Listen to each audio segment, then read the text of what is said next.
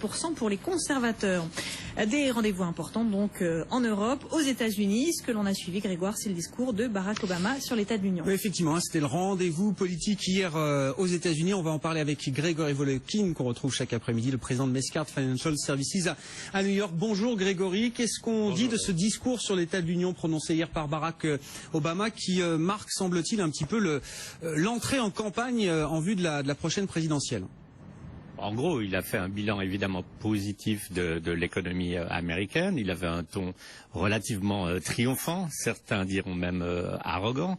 Mais surtout, il voulait s'adresser aux classes moyennes en proposant une augmentation des impôts pour ce qu'on appelle le top 1%, donc pour vraiment les plus hauts revenus ou les riches, si vous voulez, et quelques avantages pour les classes moyennes, comme des crédits à l'éducation ou pour les enfants. Qu'est-ce qu'on peut en retenir?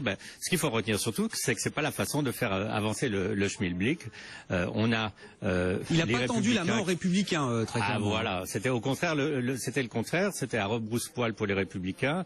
On parle pas de hausse d'impôts, on peut parler de réforme de la fiscalité, c'est très important, mais une des choses, par exemple, les plus importantes aux États-Unis actuellement, ça serait de faire baisser les impôts sur les compagnies. Et ce qui est intéressant, c'est que c'est ce matin le secrétaire d'État au Trésor qui lui parle d'un projet de baisser ces impôts qui sont actuellement à 35%, c'est un des taux les plus élevés au monde, à 28%. Donc rien de la part d'Obama, il a beaucoup parlé d'emploi.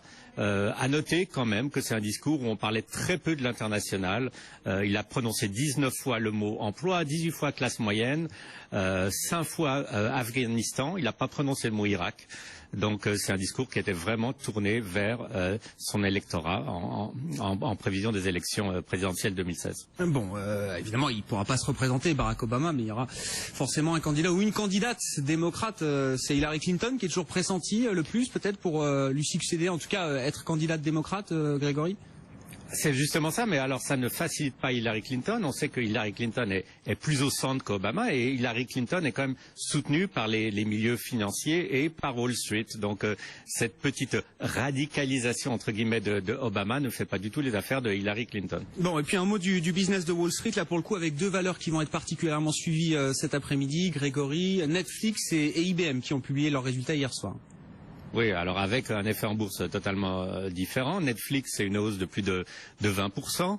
Ils ont surpris sur une chose, surtout sur leur expansion à l'international, qui est plus importante que prévu, avec plus de 4 millions de nouveaux abonnés. Il faut savoir que le marché américain pour Netflix, les films que vous pouvez voir online sur la télévision, il est mûr, il y a plus de 30 millions d'abonnés. Par contre, le marché à l'international est entièrement à conquérir. Alors c'est l'effort de Netflix. Malheureusement, c'est un effort qui coûte cher. Ils ne seront pas rentables à l'international avant 2017. Mais le marché salue cette expansion du nombre d'abonnés. IBM, alors c'est vraiment différent. C'est une compagnie en pleine transition. On avait vu avec SAP il y a 2 jours les difficultés de cette transition vers le cloud. Le cloud, pour le moment, pour IBM, c'est que 8% des revenus. C'est insuffisant pour faire une différence.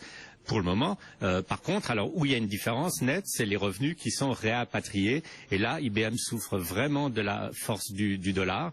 Si on regarde, par exemple, les revenus des pays qu'on appelle les BRIC, qui étaient les pays qui étaient un peu porteurs de croissance il y a quelques années, plus maintenant, c'est des revenus en baisse de 20%. Et même si on enlève l'effet de change, c'est encore 8% de baisse, baisse aussi en Europe. Et vraiment, on pourra dire que la force du dollar enlève entre 5 et 6% de profit à IBM sur l'année 2015. Bon, la question d'échange évidemment et le dollar fort là qui commence à pénaliser certaines entreprises américaines. Merci beaucoup Grégory Volokhin, président de Mescart Financial Services à New York. On va poursuivre ce journal avec vous, Aurélie, et l'Allemagne qui s'inquiète de la position de la France sur le nucléaire. Et oui, à tel point que le ministère de l'Environnement a écrit à Ségolène Royal. Il lui demande de préciser